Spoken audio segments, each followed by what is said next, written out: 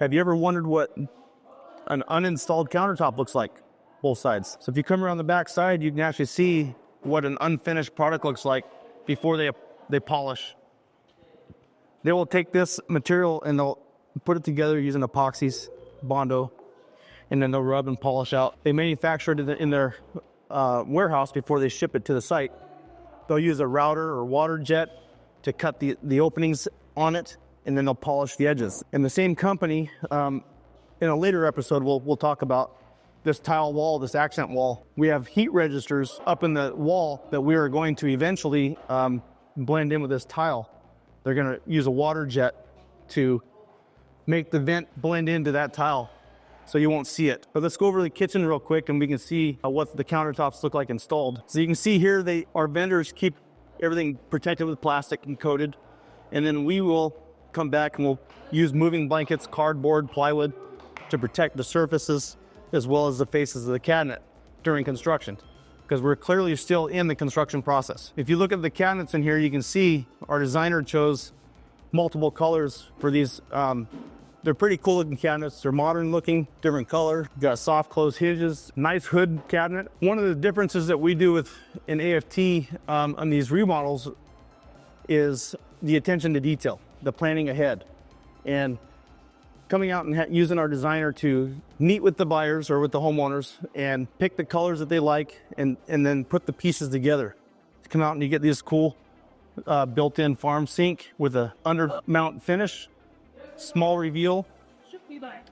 Back to the hood over here during the remodel process. So all this whole kitchen area was existing. So all the fixtures in the ceiling, the registers, the vents, the lights, all of this was pre-existing. And to change this kitchen up and make the hood work the way we want it to, the existing hood, the previous hood, actually had a termination point through here, and it was too small. It was too small for the new hood that we're putting in. We're using a 1600 CFM hood, and with that draw, we needed a 10-inch duct that goes continuous all the way out to the vents. What we had was a 6-inch duct, and we had to upsize that.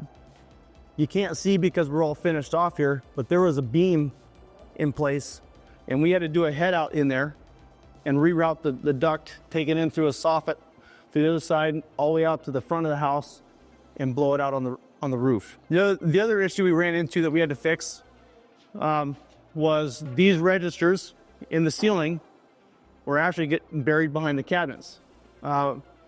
We had our heating contractor come out and relocate them to slide them in. We didn't have enough space to notch through and do a head out here, as we didn't want to disturb more of the ceiling.